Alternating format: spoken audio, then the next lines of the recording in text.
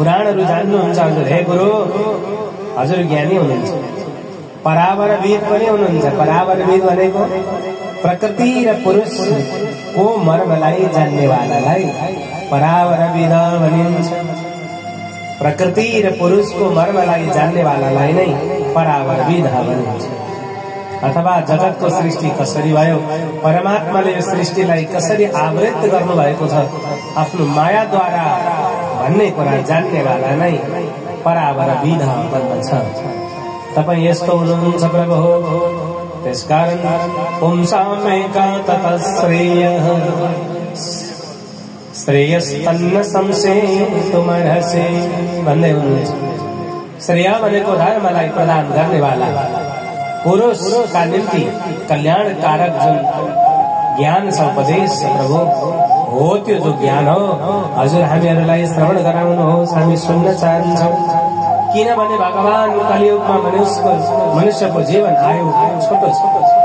मनुष्य छोटो समय लिएर आएको छ र मन्दासुमन्दमतयो मन्दभाग्यायुपद्रुता। मनुष्य मन्दभाग्य छ, मान्छेको बुद्धि छोटो छ।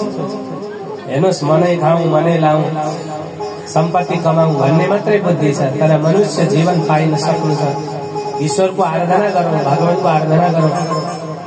ईश्वरको आराधनाले भोलि छोराछोरीले दुःख पाउँदैनन्, आफ्नो कुलको उद्धार हुन्छ। हामी जस्तै दुखी हुनु पर्दैन। छोराछोरीले भगवानको कृपा भयो भने छोराछोरी मानी हुनेछन्, ज्ञानी हुनेछन्। प्रियजन, ईश्वरको कृपा यस्तो हुन्छ। अनन्त सम्पत्ति कमाएका मान्छेहरूले पनि धेरै पुण्य गरेका रहेछन् भनेर सोच्नुपर्छ। ज्ञानी कोही छ भने सम्झिनुपर्छ, त्यसले ठुलो कर्म गरेको रहेछ। असल कर्मले नै ज्ञानको प्राप्ति हुन्छ, असल कर्मले नै धनको प्राप्ति हुन्छ, आयुको प्राप्ति हुन्छ। प्रियजन, यस्तो छ। जब धर्म सकिन्छ नि, जब ज्ञान सकिन्छ नि, तब आयु घट्छ, सम्पत्ति नाश हुन्छ। त्यसकारण ईश्वरमा श्रद्धा, परमात्मामा श्रद्धा चाहिन्छ। बाबुबाजेले जे गर्नुभयो नि त्यो कुरामा विश्वास चाहिन्छ, सम्पूर्ण श्रद्धा। प्रियजन, तब मात्रै कल्याण हुन्छ जगतको, हामी सबैको, हाम्रा छोराछोरीहरू। त्यसैले भगवान कलियुगीन मान्छेहरूको त बुद्धि कस्तो छ भन्दा मन्दा सुमन्दमतयो मन्दभाग्यायुपद्रुता।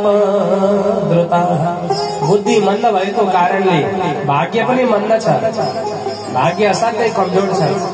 ईश्वरमा भक्ति नभएको कारणले भाग्य नाश भएको छ। युपद्रुता, रोगयुक्त, रोगले युक्त भएका मान्छेहरू छन्। सानैमा रोगी छन्, बुद्धिहीन छन्, जन्मदै रोगी भएर जन्मेका छन्। यी मानिसहरूको कल्याण कसरी होला प्रभु? त्यसकारण अतः साधु त्रयत्सारं समुद्रेत्यमनीषय।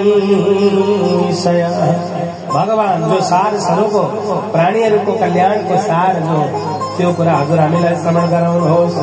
ब्रूहीन श्रद्धधानाना येनात्मा सम्प्रसीदते।